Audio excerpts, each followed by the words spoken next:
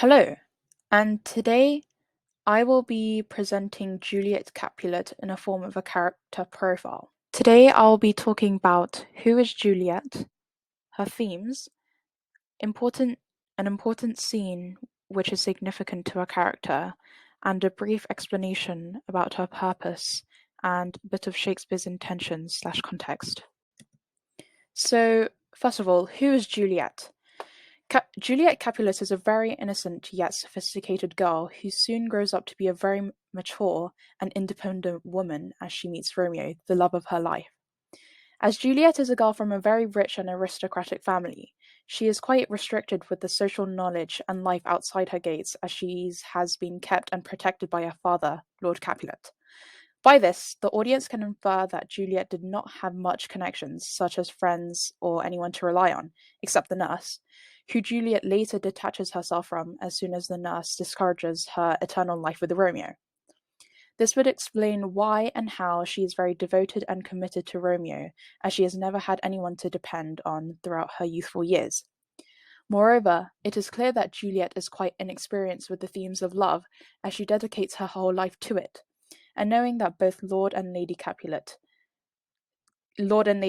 parental love was absent throughout the entire play, the audience cannot blame Juliet for how she was taught to express her methods of love. So, we will now discuss the themes which link to Juliet. And I've personally chosen three main themes, which were love, youth, and fate for Juliet. So, first, we have romantic love. It is obvious that Juliet centrally relates to the theme of love, as most of her appearances in the play evolve around the relationship between herself and Romeo. Love is naturally the play's pivotal focus. It could either go one way or the other, as it could mirror both conflicting love or romantic love. In this case, Juliet is a device in which mirrors both cases of different perceptions of love. She is both impetuous and sensitive. 2. Youth. Shakespeare had created Juliet to inform the audience that the younger generation have the potential of destimulating this domineering idea of a patriarchy. He utilizes Juliet as a threat, or in other words, a mockery out of men who are ignorant towards the mistreatment of women and other minorities. His intentions were portrayed successfully, as Juliet's death encouraged an older generation to become much more aware of their behaviors amongst the society. And number 3, fate and free will. Primarily, the prologue automatically identifies the theme of fate, as it tells the audience the unraveling events of this play, meaning that already the protagonists of this play were destined for death. It is evident that Juliet is dependent towards fate, as it controls her actions throughout the entirety of this play.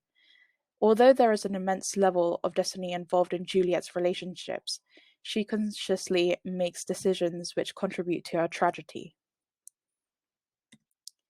And Juliet's dismantled introduction is a very important idea towards this play, as in Act 1, Scene 2, between Paris and Lord Capulet's conversation, we can see that Juliet's first appearance in the play, Act 1, Scene 2, excluding the prologue, are discussing the fates and future of Capulet's daughter.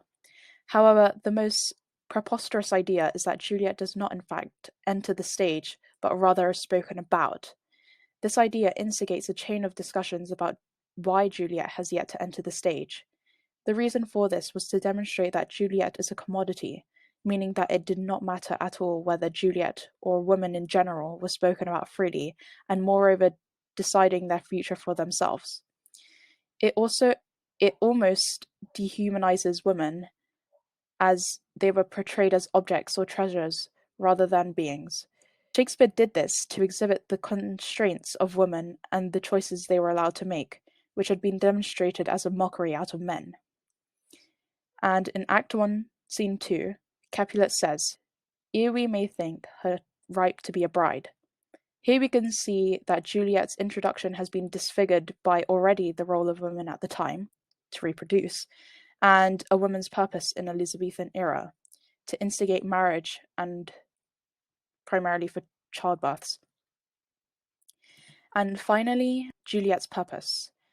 Some may have perceived Shakespeare as quite egotistical, as he characterized Juliet with stereotypical traits of how women or girls were like fragile, innocent, and indulgent. For instance, Juliet was described to be a fresh female bud, but who was yet to bloom into a woman, symbolizing how Shakespeare gave women a rather one-dimensional role. Women were made to only reproduce, whereas he gave the characteristics of men in his play a much more complex nature. However, Shakespeare challenged this, as right at the end of the play, he breaks this male-dominating label and reverses it, making Juliet becoming the most empowering yet possessive character in the play, than this of Juliet and her Romeo. By this, we can all infer that Romeo and Juliet had become a morality play, not just so the audience can dwell on the reasons of their death, but also recognize the perpetuating idea of women's role in society, which was successfully demonstrated by Juliet. Thanks for listening.